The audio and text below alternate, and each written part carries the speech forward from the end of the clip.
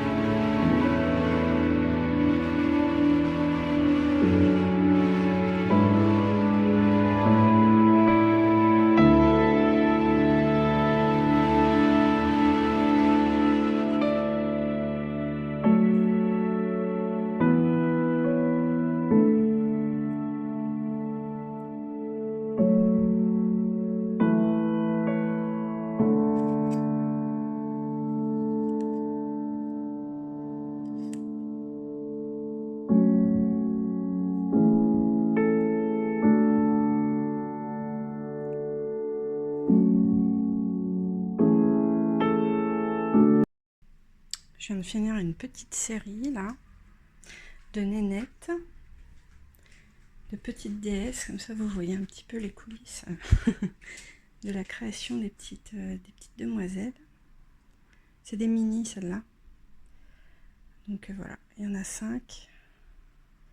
Il y a une, on la voit pas bien avec la lumière, c'est une fluorite verte et violette. Un petit cristal de roche. Là on a une agate. Derrière on a une cornaline. Et elle c'est aussi une agate, je la trouve super, elle a des petits points orange. D'ailleurs je trouve que ces deux-là sont assez complémentaires. Elles sont chouettes, je pense que je ferai une photo de ces deux-là ensemble parce que je trouve elles vont bien ensemble. Voilà. Donc au four. Hop. Forcément avec 2 mains. Voilà. Allez, bonne cuisson. Coucou. Je voulais vous faire un petit retour sur un livre que j'ai lu en lecture commune avec Eve de Bobine et Pelote. Alors moi je l'ai lu sur la liseuse. Le livre des 2 chemins de Jodi Picoult. Donc Jodi Picoult qui est une auteure américaine que je connaissais pas avant cette lecture. Et je crois qu'elle a écrit peut-être 4-5 romans avant celui-là. Et donc j'avais envie de participer à une lecture commune, voilà, pour me motiver, pour pouvoir partager en fait, parce que c'est vrai que j'ai pas de lecture commune avec mon mari par exemple, on lit pas du tout les mêmes choses. Et en général, j'ai personne avec qui discuter de mes lectures. Donc voilà. J'ai donc lu ce livre assez rapidement. D'ailleurs, j'ai complètement pas du tout respecté le rythme de la lecture commune. Parce qu'en fait, je sais pas, j'étais dans le rythme du truc, j'avais envie de continuer, donc j'ai continué. Et au final, je l'ai terminé avant les autres.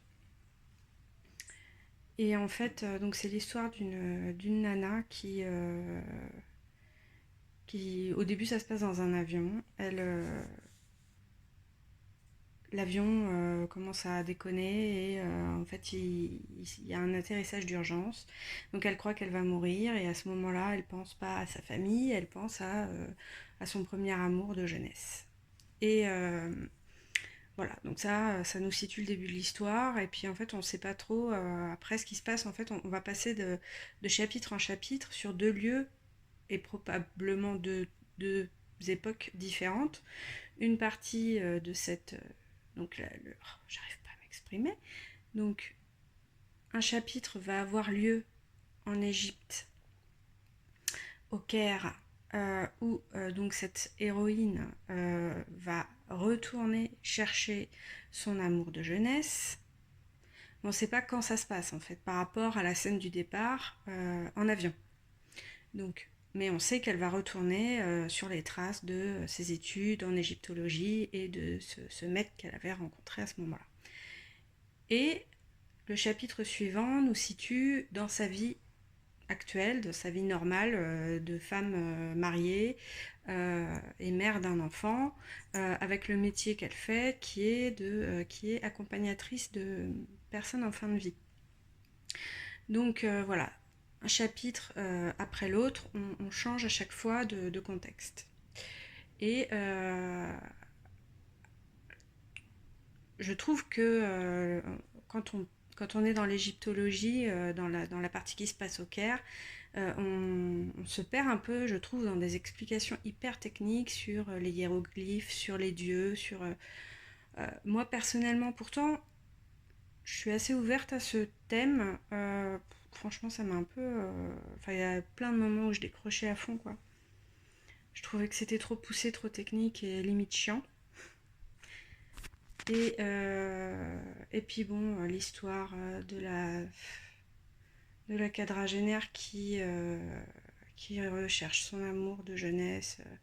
Bon, c'est vrai que moi j'ai du mal avec les romances de façon générale. Je trou- J'aime pas ce qui est cucu. Et du coup, dès que je sens que ça vire cucu, en général, je décroche. Mais là, ça va. Et en parallèle, on a donc sa vie à Boston avec surtout son métier de accompagnatrice de personnes en fin de vie. En fait, elle va rester présente en fait avec les gens qui l'embauchent pour les accompagner, voilà, sur leurs dernières semaines, leurs derniers jours, voire leurs derniers instants. Donc elle voit son quotidien, c'est d'accompagner des gens dans la mort et de les voir mourir, quoi. Et c'est assez intéressant parce que justement, elle aborde des sujets qui sont, je trouve, hyper difficiles. Notamment, par exemple, ce qui se passe dans le corps au moment où on meurt. Les étapes concrètes de comment ça se passe, la mort du corps. Donc, il faut être un peu accroché. Pour moi, c'est très très compliqué comme sujet parce que ça, je pense comme beaucoup de gens, ça me fait très peur. Mais en même temps, j'ai trouvé ça intéressant. Euh, En fait, j'arrivais pas à lâcher le truc justement lors de ces parties-là. Je trouvais que justement ça faisait flipper, mais en même temps, j'avais envie voilà, de savoir, enfin, je sais pas, une espèce de fascination euh, sur cette partie du roman. Et en plus de ça, c'est pour ça que ça s'appelle aussi le livre des deux chemins. Enfin, en fait, il y a des parallèles qui sont faits entre forcément les croyances égyptiennes de l'époque par rapport à la mort, et aussi le fait que le mari de cette femme travaille, il est scientifique et il s'intéresse à tout ce qui est mécanique quantique, enfin le concept des multivers, des univers parallèles en fait simultanés, qui dit qu'à chaque fois qu'on prend une décision, en fait, il y a une partie de nous qui va prolonger sa vie en ayant pris cette décision, et dans un univers parallèle qui se crée instantanément, il y a la partie de nous qui a pris la décision opposée et qui continue sa vie. Donc en fait, on serait tout le temps en train de générer des nous dans des vies parallèles à chaque fois qu'on opte pour un choix. Et je trouve ça super intéressant. Et en fait, du coup, je m'étais un petit peu, comme cet aspect-là et arrive assez vite dans le livre, je m'étais un petit peu j'avais espéré qu'on développe ça. Et au final, je vous en parle depuis 7 minutes de ce bouquin, pour au final vous dire que tout est retombé. La fin du bouquin, je me suis dit, tout ça pour ça. En fait, c'était plein de promesses, je trouvais. Elle a ouvert des portes, des choses intéressantes, et tout est retombé comme un vieux soufflet. Voilà. Et donc au final, voilà, j'en garde un, un avis pas terrible, quoi. Donc ça, c'était mon retour sur le livre de Jodi Picou. C'est la première fois que je parle d'un livre, donc dites-moi si jamais vous trouvez que j'en dis trop, parce que j'ai pas envie que vous vous disiez ah bon bah c'est bon, j'ai plus besoin de le lire, quoi. Bon, sinon je suis sur le tome 5 de l'Assassin Royal. Donc en fait, je l'ai en version comme ça. Là, il y a 3 tomes dans un bouquin. Donc j'ai déjà lu les 3 premiers tomes dans un premier gros bouquin parce que je trouve que l'édition est super jolie. Donc c'est un gros pavé, hein. Euh, Au début, je les ai lus sur la liseuse aussi parce que c'est vrai que moi j'aime bien le confort de la liseuse, le fait surtout de pouvoir lire le soir dans mon lit avec sans éclairage, quoi. Enfin, j'aime bien la liseuse pour ça. Et puis il m'arrive aussi de me réveiller au milieu de la nuit et d'avoir le seul moyen de me rendormir assez vite, c'est de bouquiner en fait, et du coup la douce lumière de la liseuse me convient très bien. Mais d'un autre côté, j'ai tellement kiffé l'Assassin Royal que j'ai voulu me l'acheter en vrai, pour l'avoir dans ma collection. Voilà, donc je viens de commencer le tome 5. Enfin, j'ai déjà lu peut-être 120 pages. Et bon, c'est toujours aussi génial. Je pense que je vais pas vous faire une présentation de l'Assassin Royal. Je pense que vous pouvez en trouver plein sur YouTube, des vidéos qui présentent cette saga qui est en fait avec les mêmes personnages mais sur des histoires parallèles. On doit être à 35 tomes ou un truc comme ça. Enfin, il y en a énormément. Et ça date un petit peu, hein. Voilà. Parce qu'en fait, j'ai essayé de lire un roman fantasy un peu young adulte. J'hésitais entre un livre qui s'appelle Grisha, dont parlait Bobine et Pelote, encore elle, dans un de ses vlogs. Et comme elle était super emballée, je m'étais dit, bon, je tente. Et en fait, j'ai dû lire, je sais pas, j'ai dû lire un tiers du livre et je sais pas, j'ai l'impression de toujours retomber sur le même schéma de la jeune fille qui se retrouve propulsée dans une espèce d'apprentissage. Elle vient de nulle part et puis d'un coup elle se retrouve catapultée dans un contexte impressionnant avec des gens très charismatiques, pleins de pouvoir. Et puis elle va devoir apprendre à contrôler son propre pouvoir qu'elle ne connaissait pas. Et puis en fait c'est la sauveuse de l'univers. Voilà, donc là on est encore dans un truc comme ça. Et en fait, non, enfin non. J'ai pas envie de perdre du temps de vie à lire un truc tellement cousu de fil blanc, quoi. Non. Après, on peut toujours être surpris, hein. Si ça se trouve, je me plante et ça va devenir génial et hyper inattendu. Mais non. J'ai lâché l'affaire. Et en fait, en plus, à chaque fois que je commence un livre de fantasy en ce moment, je le disais sur Instagram l'autre jour, je peux pas m'empêcher de comparer avec l'Assassin Royal en fait, parce que du coup on nous plonge dans un univers. Alors déjà, il faut tout de suite rentrer dedans, parce que c'est un univers qui est différent d'une autre évidemment. C'est un petit peu le concept. Et notamment dans Grisha, j'ai trouvé on nous mettait trop dedans comme ça, et puis on nous assomme de termes qui veulent rien dire, de vocabulaire comme ça qui veut rien dire, qu'on comprend pas, et on est censé tout de suite assimiler le truc. Et en fait, du coup, bon, ça l'a pas fait pour moi. Donc j'ai repris l'Assassin Royal, au moins je suis dans ma zone de confort. Et je vous montre mon petit tricot vite fait où j'en suis.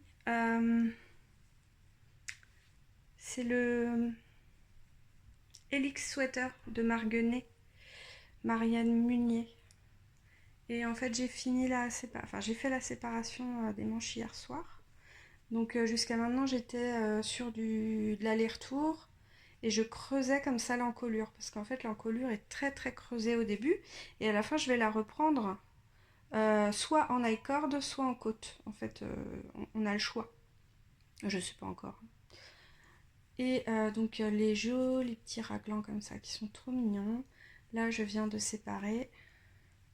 Et je commence à tricoter en rond, donc c'est cool. Voilà. Coucou.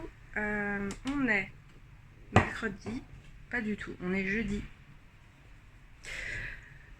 On crève de chaud. On crève de chaud. Dans mon appart parisien, j'habite dans une rue sans arbres.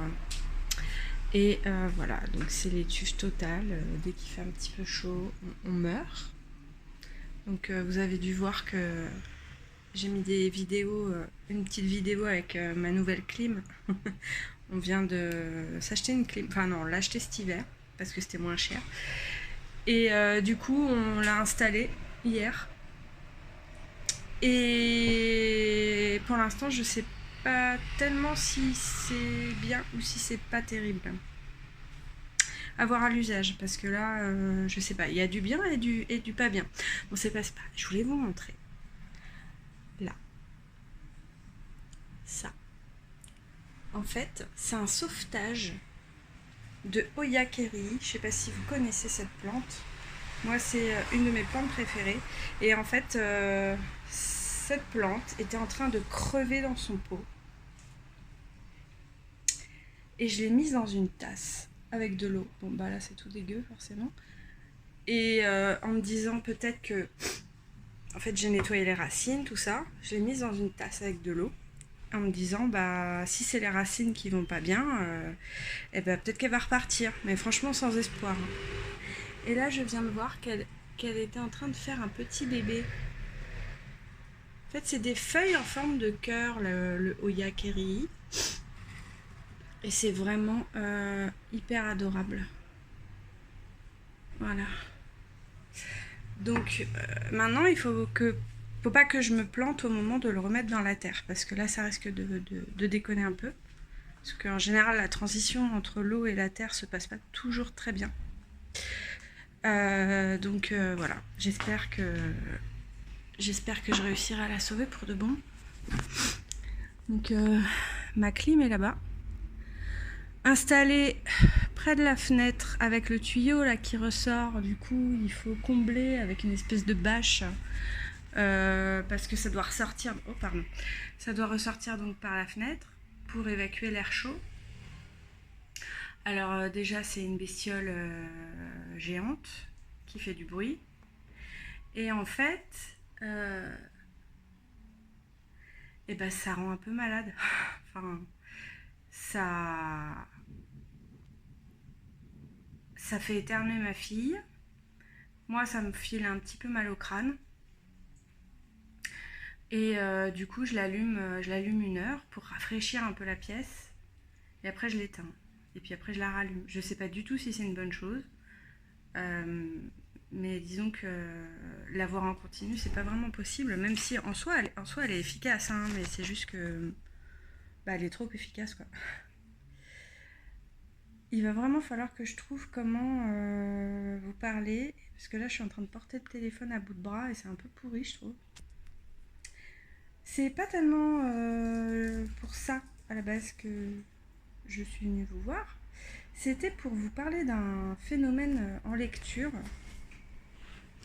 J'aimerais bien savoir si vous avez la même chose que moi. Là en ce moment je suis dans une phase où j'arrête pas de commencer des bouquins.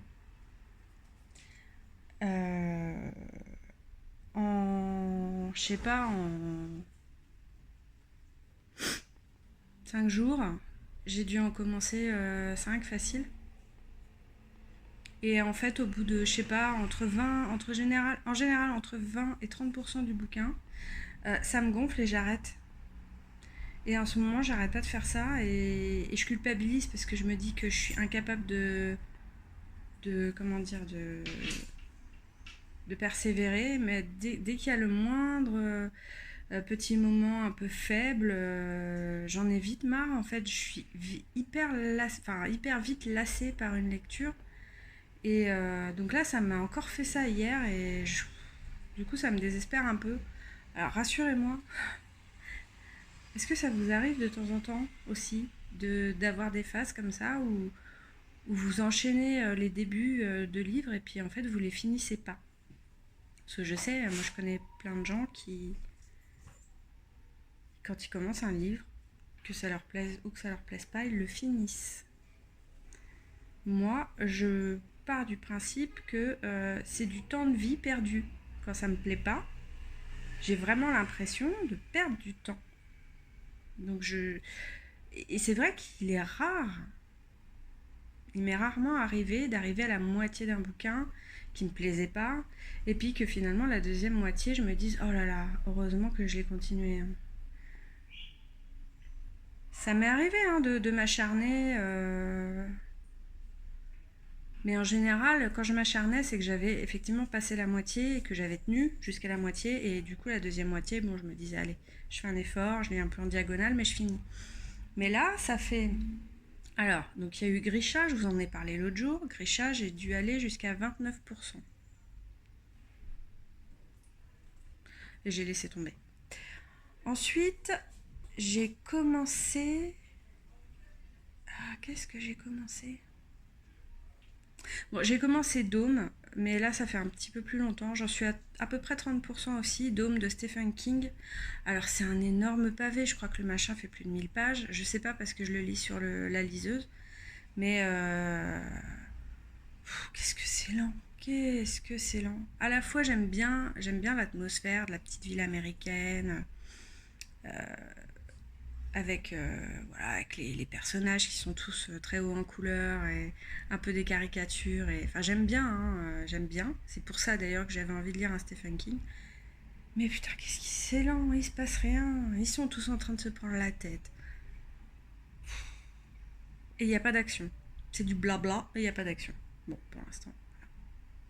En même temps, je savais un petit peu dans quoi je m'engageais, hein. Voilà. Donc j'ai ça en cours. J'ai un Camilla Lackberg en cours aussi. C'est le troisième. Le prédicateur, je crois. Ou c'est le deuxième, peut-être. Parce qu'en fait, moi, j'ai commencé Camilla Lackberg par La Sirène, qui est... Non, pas du tout La Sirène, La Sorcière, qui est un des derniers. Et comme j'ai adoré ce livre, j'ai voulu reprendre la saga du début. Enfin, c'est pas vraiment une saga, mais c'est toujours les mêmes personnages, quoi. Donc j'ai lu le premier, le tout premier, que j'ai trouvé nettement moins bon que La Sorcière. Et là, j'entame le deuxième, donc le prédicateur, et c'est pareil, je dois en être à peu près à 20-25%, et ça me gonfle. Et c'est un petit peu le piège aussi de la liseuse, je trouve, c'est que c'est facile de passer d'un livre à l'autre, en fait. C'est un peu un piège, c'est comme le tricot. Donc voilà, et là, hier soir, j'ai repris un livre que j'avais acheté il y a plusieurs mois, que j'avais commencé, que j'avais pas compris. C'est La 9e maison de Leigh Bardugo. Je crois que c'est la même autrice que Grisha, il me semble, hein, si je dis pas de bêtises, mais qui est plus récent. Donc ça, j'ai commencé ça hier soir. Et bon, on a été coupé par ma fille qui a débarqué, qui est rentrée du collège. Elle a passé son oral de brevet aujourd'hui. Donc, je disais que j'ai commencé ce livre, La 9e maison, hier soir. Et entre-temps, voilà, c'est ça que j'avais oublié, j'ai commencé il y a 2 jours Rendez-vous avec le crime de... j'ai oublié le nom. C'est du Cozy Mystery. Et en fait, c'est censé sentir bon la campagne anglaise, le thé et les scones. Et c'est pour ça que j'ai commencé ce truc-là. Et en fait, j'ai pas du tout, pour l'instant, je dois en être, je dois en être à 30% là. Et hier après-midi, je me suis dit, c'est bon, je lâche l'affaire. parce que j'ai trouvé, c'est chiant. Ça se met en place. Alors c'est vrai que la mise en place, quelquefois, ça prend du temps. Mais je sais pas, en ce moment, j'ai pas la patience d'attendre la moitié du livre pour rentrer dedans, quoi. Donc je l'ai laissé tomber aussi. Donc un de plus que j'ai laissé tomber. Et je culpabilise à mort. Coucou. Je viens vous revoir après plusieurs semaines d'interruption.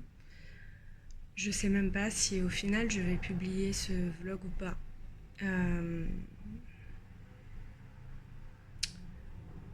J'ai eu des semaines difficiles depuis la dernière fois que je vous ai parlé. Je sais pas, ça devait être peut-être le 16 ou 17 juin.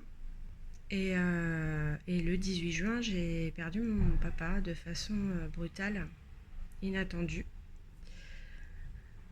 Voilà, donc je vais pas m'éterniser là-dessus, mais vous vous doutez que c'est pas facile, quoi.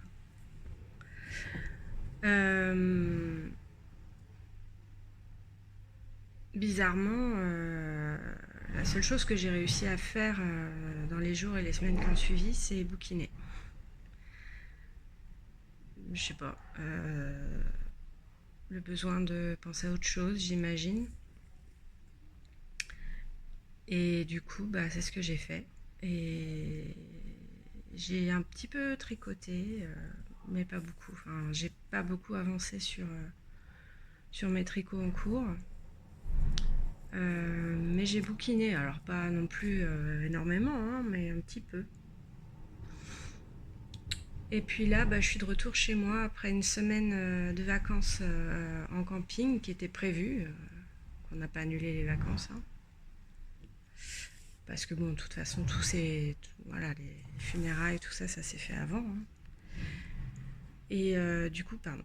Je suis partie en vacances avec ma mère et mes filles au camping. Ça s'est pas super bien passé. Le séjour a été écourté pour plein de raisons. Bon, faut dire que le moral n'était pas au beau fixe. Hein. Mais j'ai bouquiné. Et puis là, je suis rentrée à Paris. Et je repars demain en Normandie. Enfin, à la frontière de la Normandie et de la Bretagne. Avec mes enfants et mon mari cette fois. Encore par 6 jours. Et voilà. Donc je vais essayer de me vider la tête. De me reposer.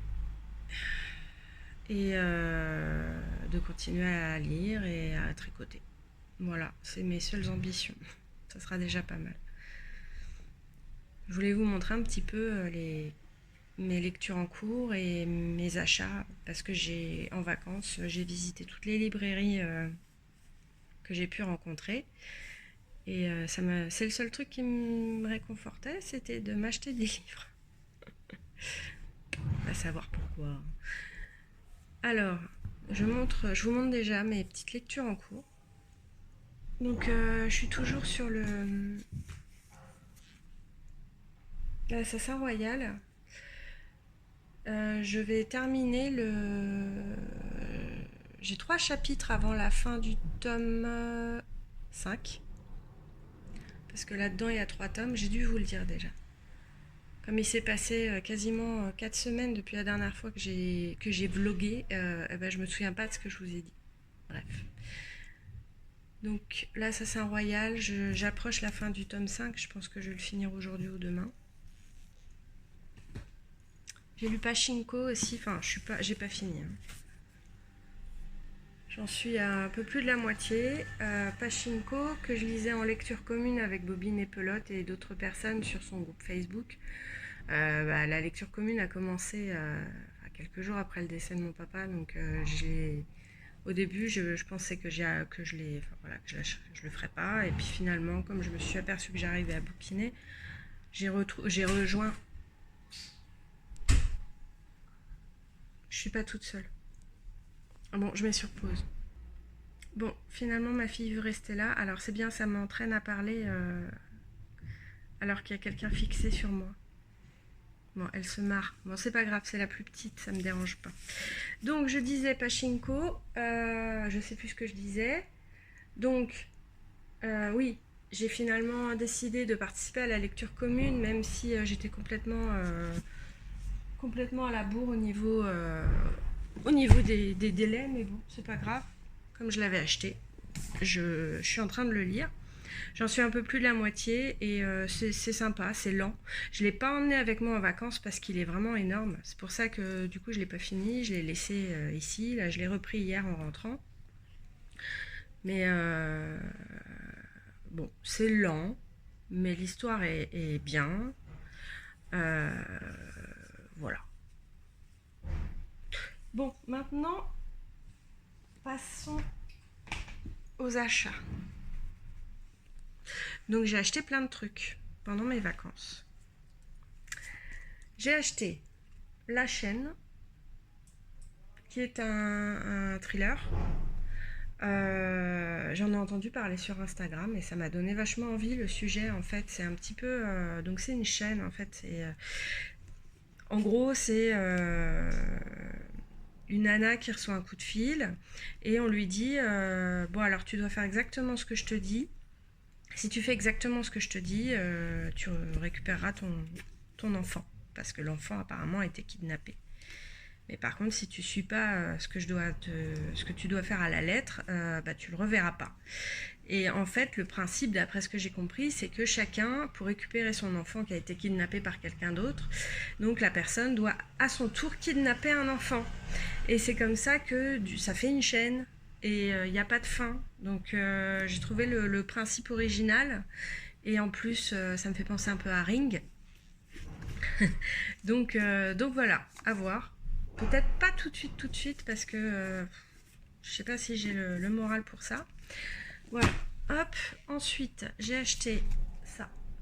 La Voix des Rois, les archives de Rochard, Brandon Sanderson, parce que j'en ai entendu parler, mais très souvent. Apparemment, c'est un auteur vraiment très réputé en ce qui est, dans ce qui est fantasy. Moi, pour l'instant, la seule fantasy que j'ai appréciée, bah, c'est Robin Hobb. J'en ai lu un petit peu d'autres, mais j'ai pas accroché. Même Le Seigneur des Anneaux, je n'aime pas. J'ai jamais réussi à le terminer. Donc, à voir. Brandon Sanderson, c'est un beau bébé. Hein. Voilà. Donc, à la fois, ça me tente. Je sais pas de quoi ça parle. Hein. Je sais pas de quoi ça parle, mais bon, apparemment, c'est un classique.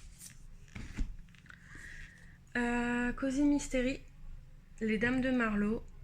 C'est pareil. De toute façon, tout ce que j'ai acheté là, c'est par rapport à parce que je regarde beaucoup de vidéos de lecture. Et donc, c'est des conseils voilà, de lectrices ou de lecteurs. Des gens qui m'ont donné envie, en fait, de découvrir ces livres. Mais quelquefois, je suis déçue. Hein. Forcément.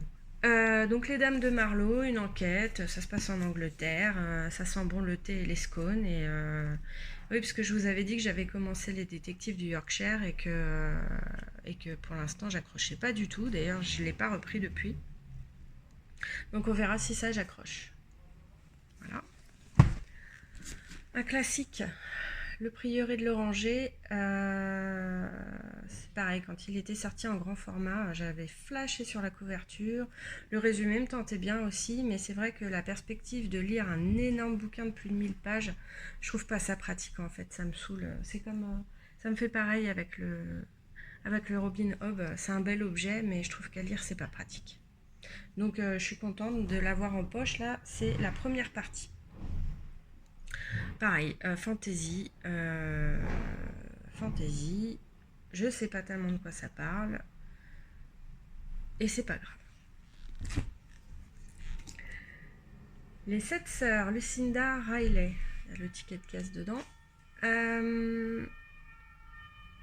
Alors c'est une autrice que j'ai découvert là justement pendant mes vacances. Enfin, non, je l'avais découverte avant, mais je l'ai lue, pardon pour les pompiers, je l'ai lue pour la première fois pendant mes vacances. J'ai lu L'Ange de Marchmont Hall sur la liseuse. Je l'ai dégommé en 4 jours. Il fait un peu plus de 500 pages. Et je suis vachement rentrée dans l'histoire.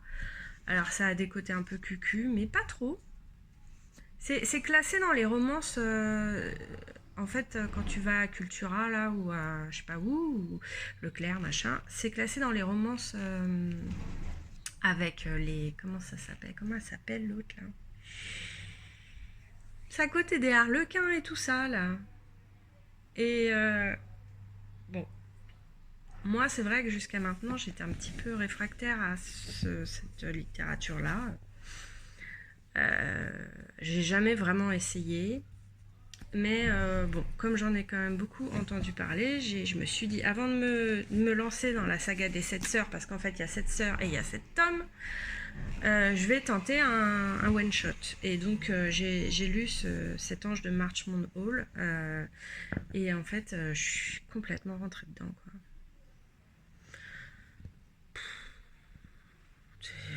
Voilà, il y a une vieille demeure, il y a 2 temporalités, donc le présent, le passé, l'histoire d'une vie, voilà, d'une femme. Il y a quoi? Il y a 4 générations de femmes. Ça commence dans les années 50 et ça se termine dans les années 80. Bon, voilà, ça l'a fait. Alors il y a eu des moments où j'ai trouvé que c'était un petit peu guignol quand même, un petit peu trop.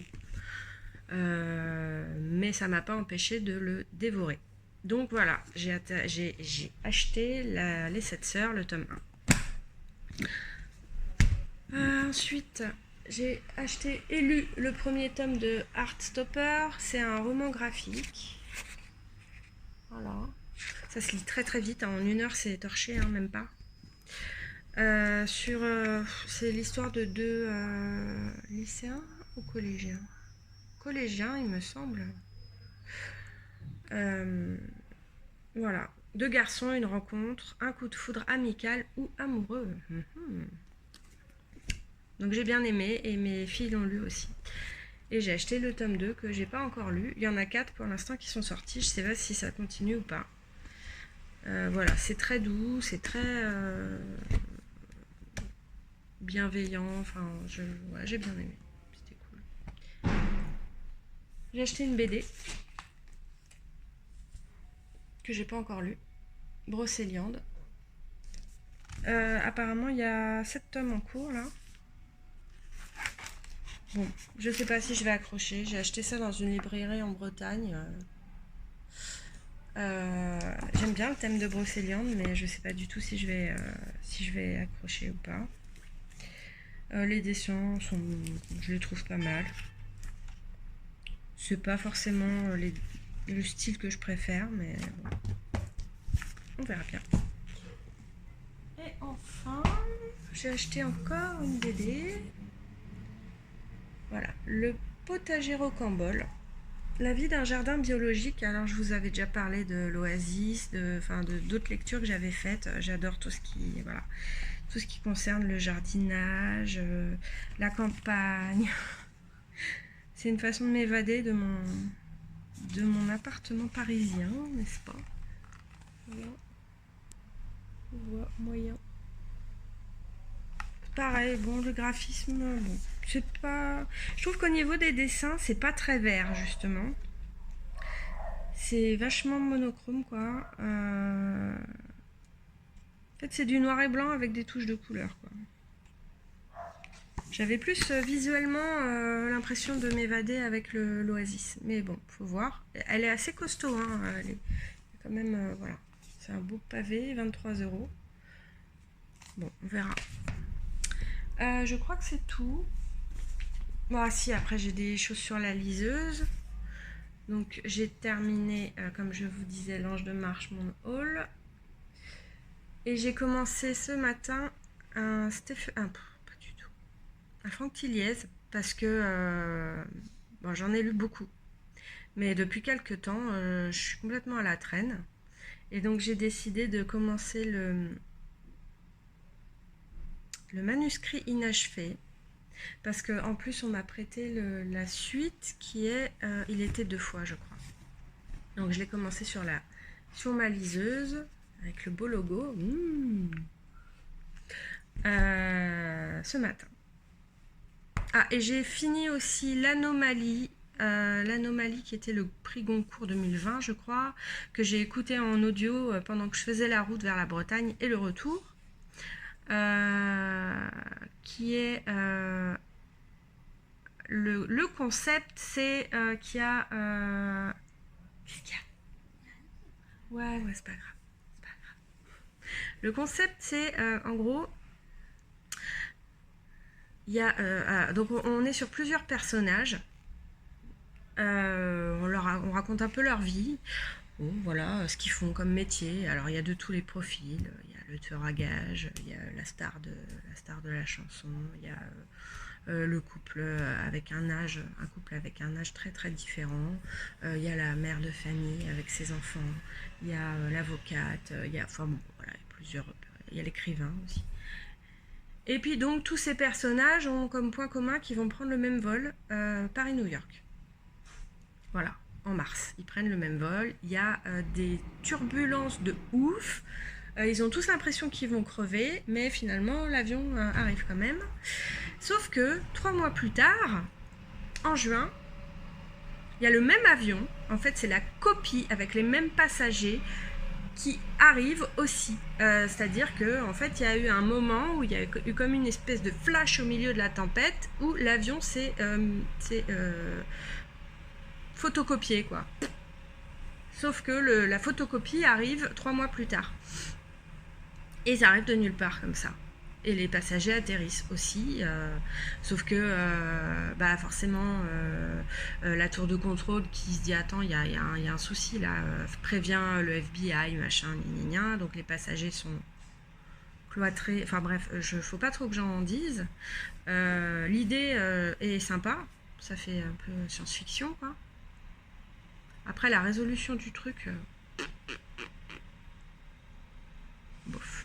J'ai aimé la première partie, j'ai pas aimé, à partir du moment où on sait vraiment ce qui s'est passé, ouais, je peux trouver ça terrible.